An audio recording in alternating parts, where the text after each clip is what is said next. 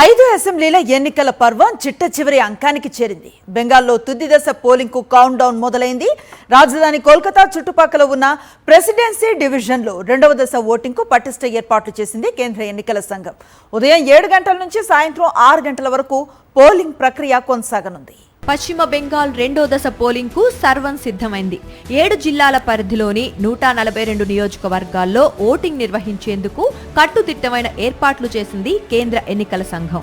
కేంద్ర బలగాలతో గట్టి పహారాను ఏర్పాటు చేసింది. కోల్కతా, హావ్రా, నాదియా ఉత్తర 24 పరగణాలు, దక్షిణ 24 పరగణాలు, హూగ్లీ, పూర్వ బర్ధమాన్ జిల్లాల్లో తుది దశ పోలింగ్ జరగనుంది. 142 స్థానాలకు 1448 మంది అభ్యర్థులు బరిలో ఉన్నారు. 3.21 కోట్ల మంది ఓటర్లు తమ ఓటు హక్కు వినియోగించుకోనున్నారు.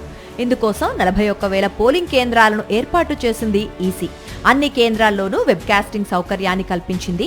దాదాపు 2,400 కంపెనీల కేంద్ర బలగాలను మోహరించింది. సీఎం మమతా బెనర్జీ, ప్రతిపక్ష నేత సువేందు అధికారి సహా పలువురు కీలక నేతలు ఈ దశలో తమ అదృష్టం పరీక్షించుకుంటున్నారు. భవానీపూర్లో దీదీ, సువేందు ముఖాముఖి తలపడుతున్నారు. కోల్కతా మేయర్ ఫర్హాన్ హకీం, మంత్రులు చంద్రిమా భట్టాచార్య, శశి పంజా, అరూప్ బిశ్వాస్, బ్రత్యా బసు తదితరులు రెండో దశ బరిలో ఉన్నారు.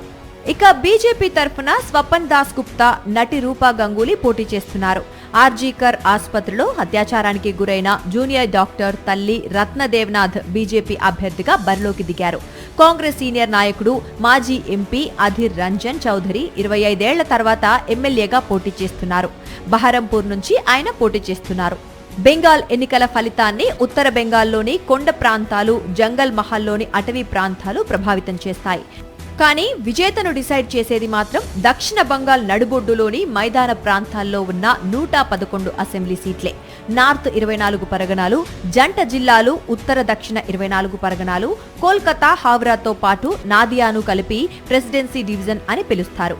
2021 అసెంబ్లీ ఎన్నికల్లో ప్రెసిడెన్సీ డివిజన్లోని 111 స్థానాలకు గాను 96 సీట్లను టీఎంసీ గెలుచుకుంది. బీజేపీ 14 సీట్లు, ఇండియన్ సెక్యులర్ ఫ్రంట్ 1 సీటుకు పరిమితమయ్యాయి. ఈ ఎన్నికల్లో అధికార తృణమూల్ కాంగ్రెస్, బీజేపీ మధ్య ప్రధాన పోటీ నెలకొంది. ఈ నెల 23న 152 స్థానాలకు జరిగిన తొలి విడతలో రికార్డు స్థాయిలో 93.19% పోలింగ్ నమోదైంది. మే 4న ఓట్ల లెక్కింపు జరగనుంది. రేపు ఎగ్జిట్ పోల్స్ వెలువడనున్నాయి.